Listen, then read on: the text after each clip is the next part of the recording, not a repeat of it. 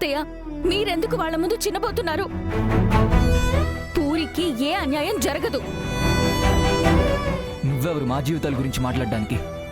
నేనా? ఒక ఆడదాని కన్నీటి విలువ తెలిసిన దాన్ని. ఒక్కసారి తాళి పడితే ఆ బంధం ఎంత పవిత్రమైందో తెలిసిన దాన్ని. అందుకే మాట్లాడుతున్నాను. చూసావా పూరి, ఇప్పటికీ నీకు అర్థం కాలేదా? నీకు మంచి జీవితం ఇవ్వాలని, నువ్వు తలెత్తుకుని బ్రతకాలనే మీ అన్నయ్య తన ప్రేమ గొంతు కోసుకున్నాడు.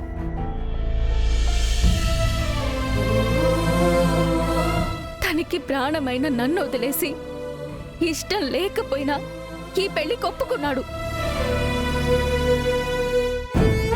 కానీ వాళ్ళిప్పుడు ఏం మాట్లాడుతున్నారో చూడు.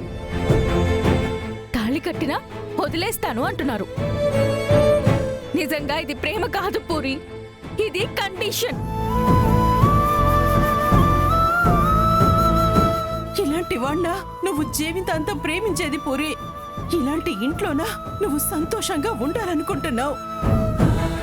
నీకోసం నా కొడుకు తన జీవితాన్ని త్యాగం చేస్తే వాళ్ళు మాత్రం నీ జీవితాన్ని బెదిరింపుల మీద నిలబెడుతున్నారు. చాలా ఆపండి. ఇప్పటిదాకా నేను చాలా గౌరవంగా మాట్లాడాను. మా అన్నయ్యని తప్పుగా చూపించే హక్కు మీకు లేదు. మా అన్నయ్య నా కోసం ఏదైనా చేస్తాడు. అదే నేను చెప్తున్నాను తారా. మీ అన్నయ్య నీ పెళ్లి కోసం, నీ కోరిక కోసం పూరిని పెళ్లి చేసుకున్నాడు.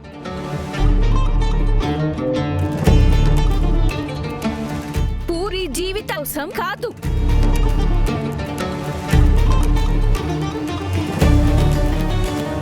ఇలాంటి వాళ్లతో ఉంటే పూరి ఎప్పటికీ సంతోషంగా ఉండలేదు. నీకు భయం అక్కర్లేదు.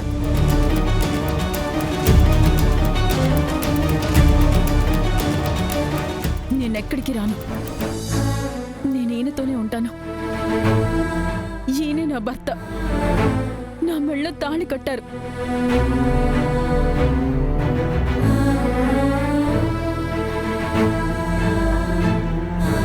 ఇప్పటి నుంచే నా సర్వస్వం ఈయనే.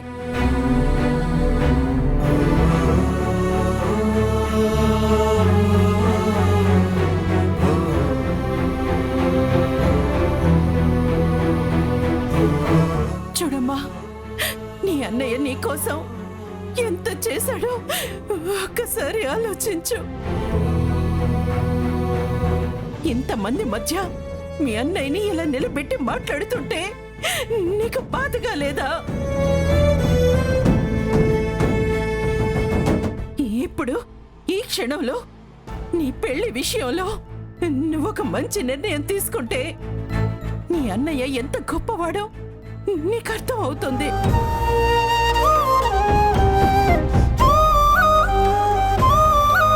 చెప్పమ్మా, నీకు నీ అన్నయ్య కావాలా? ఇప్పుడే వదిలేస్తా అంటున్నా వీళ్ళు కావాలా?